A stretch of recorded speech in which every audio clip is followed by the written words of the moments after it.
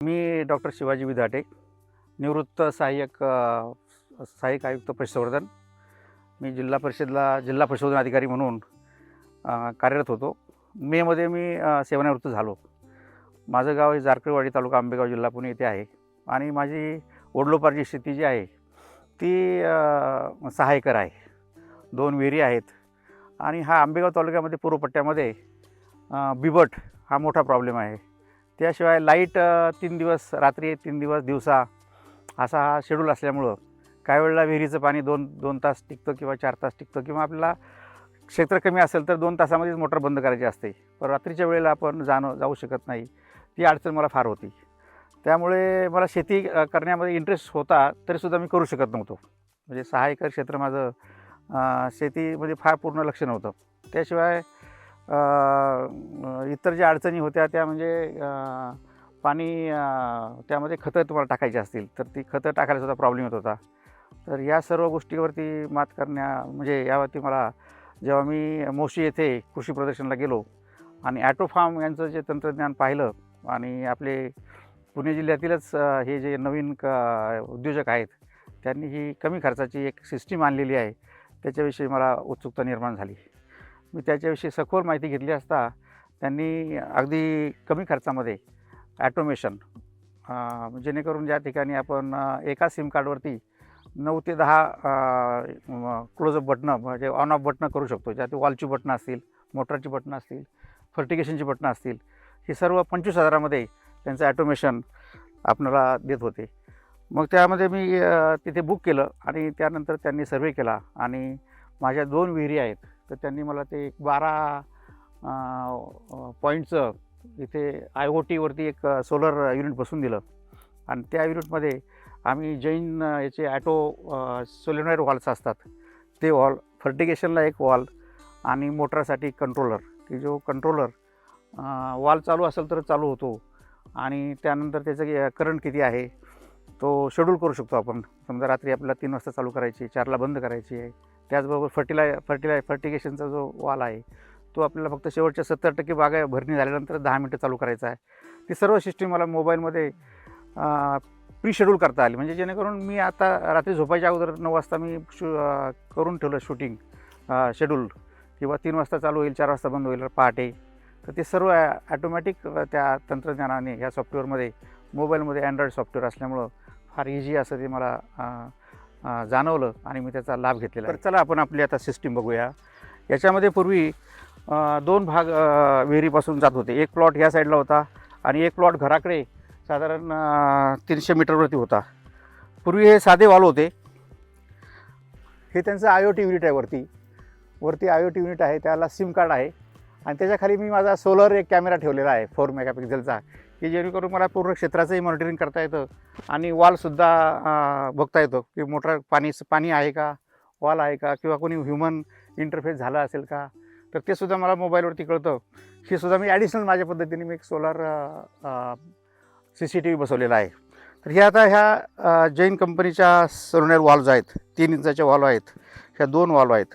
ज्या वेळेला पाणी तुम्हाला ह्या प्लॉटला न्यायचं असेल त्यावेळेला हा वॉल्व चालू होतो, इथे बंद केलं जातं आणि पाणी त्या ठिकाणी जातं. समजा या बाजूला आपण पाणी जायचं असेल तर हा वॉल्व चालू होतो आणि पाणी त्या बाजूला जातं.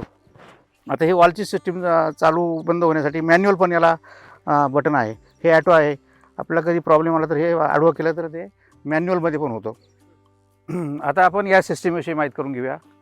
आपला ओपन वेल पंप आहे 5 HP. त्यातून पाणी ज्यावेळेला येतं त्यावेळेला तो प्रेशर एअर वॉल ठेवलेला आहे सुरुवातीला, आणि त्यानंतर आपण प्रेशर वॉल ठेवलेला आहे, की जेणेकरून पाईपलाईन जर पुढे एअर असेल आणि वॉल बंद असतील तर ते इमर्जन्सी पाणी आपल्या विहिरीमध्येच पडतं, ॲक्सिडेंट होत नाही, ब्रेकेज होत नाही. त्यानंतर आपल्याला फर्टिगेशनसाठी आपल्याला इनपुट पाणी ठेवलेलं आहे 1 इंचाचं, आणि त्यानंतर ठिबक असल्यामुळे आपण स्क्रीन फिल्टर ठेवलेला आहे.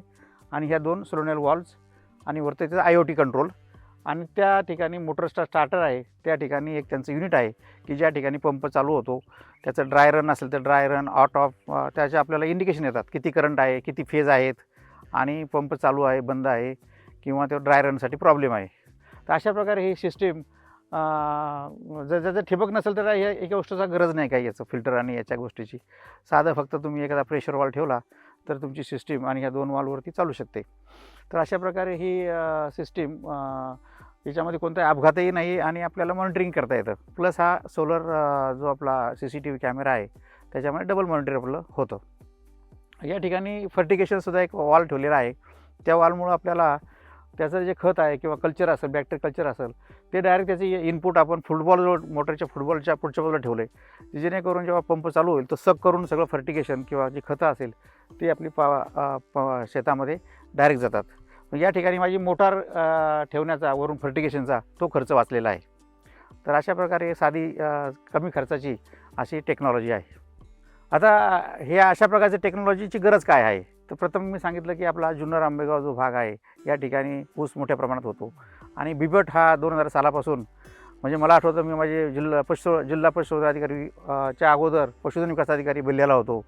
100 बिबटे आम्ही त्या ठिकाणी ऊसामध्ये पकडले होते. 10 ते 12 लहान मुलांचे बळी त्या ठिकाणी गेले होते आणि अजूनही त्याचे ते पिढी काही 100मध्ये बिबटे 1000मध्ये जवळजवळ गेले असावेत असे मला शंका आहे. एवढे बिबटे ते आपल्या शेतामध्ये आहेत आणि त्यामुळे शेतकरी नक्कीच हा दहशतीखाली आहे, बिबट्याच्या दहशतीखाली आहे. आणि लाईटचं सुद्धा शेड्यूल असतं, रात्री लाईट असते. त्यामुळं बिबट्यापासून संरक्षण होण्यासाठी रात्रीचं लाईट मोटार चालू बंद करण्याच्या सोयीसाठी, त्याचप्रमाणे आपण रात्री पाणी असतं, इलेक्ट्रिक करंट काही वेळेला आर्थिंग नसेल व्यवस्थित किंवा काय असेल तर रात्रीचं गडबडीत आपण चालू करायला गेलो, मानवाला शॉक लागू शकतो. हा सुद्धा अपघात या ठिकाणी टाळू शकतो. रिमोटली आपण मोटार चालू बंद करतो. तर ह्या 2-3 गोष्टी आहेत. पाणी समजा विहिरीचं पाणी निघालं तर त्याला ड्राय रनची सिस्टीम आहे, ते आपल्याला इंडिकेट देतं आणि मोटार बंद करते. म्हणजे मोटारची सुद्धा सेफ्टी होते. मोटारसुद्धा आपला जो खर्च असतो जळण्याचा किंवा याचा तो वाचला जातो. त्याचबरोबर आपणाला रात्री तिथे जाण्याची गरज नाही आणि समजा 5 मिनटासाठीच आपल्याला मोटार चालू करायची तर 5 मिनटात चालू करायची, परत ते वॉलसुद्धा ॲटोमॅटिक चालू होतात. म्हणजे 5 मिनटासाठी सुद्धा आपण बटनावरती मोटार चालू केली, परत बंद केली. अशा प्रकारे कोणत्याही वेळेला आणि कोणत्या टायमाला शेड्यूल करू शकतो. 15 दिवसाचं शेड्यूल करू शकतो. कोणत्या प्लॉटमध्ये तुम्हाला पाणी हवं असेल तर त्याप्रमाणे आपण शेड्यूल करू शकतो. फर्टिगेशनसुद्धा आपण याच्यातून आपण देऊ शकतो या वॉलद्वारेच. अशा प्रकारे ही वेळेची बचत, त्याचबरोबर आपल्याला जी काही भीती अपघात आहे त्याचीसुद्धा बचत, म्हणजे अपघात होत नाही आहे अशी सेफ सिस्टीम आणि कमी खर्चामध्ये आहे.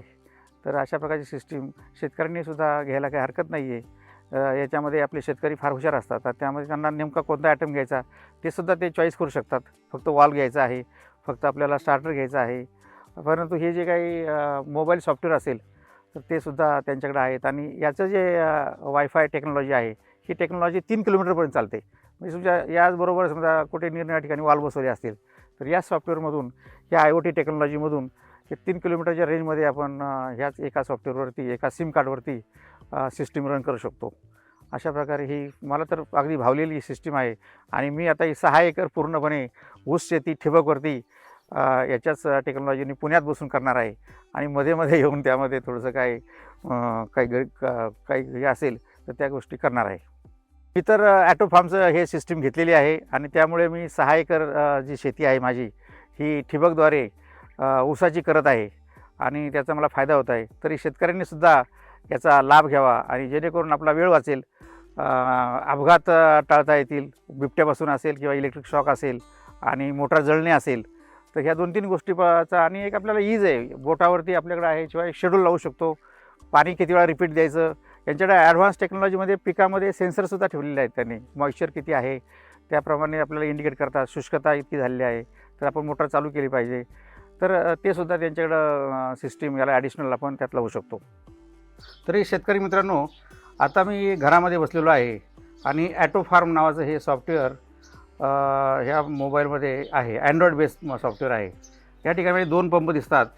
एक घराकडचा पंप आणि एक वरच्या याचा पंप, असे 2 पंप आहेत. तर त्याला सप्लाय जर पाहिला तर त्याला 2 फेज आहे, अजून 3 फेज आलेलं नाही. होल्ड किती दाखवतं. आणि वरचा पंप हा मॅन्युअल आम्ही सध्या ठेवलेला आहे, कारण अजून त्याचं कोणतंही हे नाही आहे, फंक्शन चालू केलेलं नाही आहे. तर अशा प्रकारे आपण आता याच्यामध्ये शेड्यूल करू शकतो.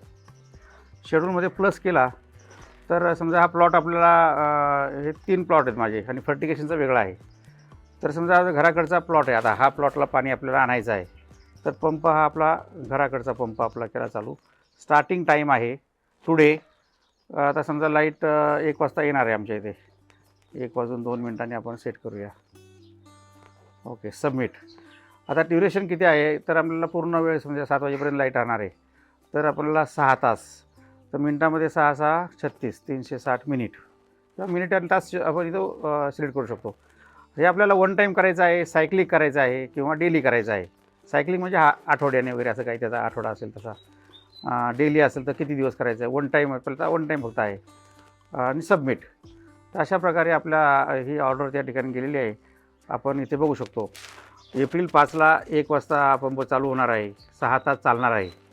आणि समजा या दरम्यान 2 तास लाईट नसेल तर हा पंप परत त्याचा शेड्यूल होतो. आता याच्यामध्ये जेव्हा लाईट येईल त्यावेळेला इथं 3 फेज दिसेल आणि इथे करंट दिसेल. आता समजा हा आपला एक शेड्यूल झाला, हा प्लॉट आहे, तर याच्यामध्ये आपल्याला फर्टिगेशन करायचं आहे. 6 तास म्हणजे 5 तास पाणी दिल्यानंतर मला 70% साधारण भरणार आहे आणि मग त्यानंतर एक 20 मिनटं मला खत त्यामध्ये सोडायचं आहे. तर मी त्यामध्ये असं सिलेक्ट प्लॉट, तर याच्यामध्ये तुमचा फर्टिगेशनचा म्हणून वॉल चालू करणार. सिलेक्ट पंप, तो पंप नाही आहे, फक्त वॉल आहे. तो स्टार्ट टाईम. मग शेवटचे आपल्याला किती मिनिटांनी करणार आहे, तर आपण 6 तासांनी करणार आहोत. 12 आणि 6 18. हां, तर 6 तासांनी आपण करणार आहोत. म्हणजे 6 वाजता तो चालू होईल. किती वेळ चालू होईल, तो 20 मिनटं आपल्याला ते फर्टिगेशन चालू करायचं आहे आणि सबमिट करायचं आहे. म्हणजे या ठिकाणी नंतर त्याचा दुसरा शेड्यूल येईल, फर्टिगेशनचा शेड्यूल येईल. 20 मिनटं होणार आहे आणि तो 6 वाजता चालू होणार आहे. म्हणजे 5 तासांनी ते चालू होणार आहे. म्हणजे शेवटच्या 20 मिनटं आणि त्यानंतर 40 मिनटामध्ये त्याचं परत वॉश ऑफ होणार आहे. ती जे काही ठिबक असेल ते फक्त 20 मिनटं त्यामध्ये खतं जाणार आहेत आणि परत शेवटी ज्या ठिबकच्या नळ्या असतात त्या 40 मिनटात त्या पाण्याने वॉश होणार आहेत. शेतकऱ्यांना जर ही गोष्ट ॲटो फार्मचं टेक्नॉलॉजी बघायची असेल तर माझं घर हे बडेकरमळा, जारकरवाडी, तालुका आंबेगाव, जिल्हा पुणे, भीमाशंकर कारखान्यापासून 2 किलोमीटर अंतरावरती हे क्षेत्र आहे. आणि कोणी माझा फोन नंबर करून किंवा कोणत्या ऐनवेळी तुम्ही या ठिकाणी येऊन पाहू शकता आणि त्याला नक्कीच मी त्याला मार्गदर्शन करेल.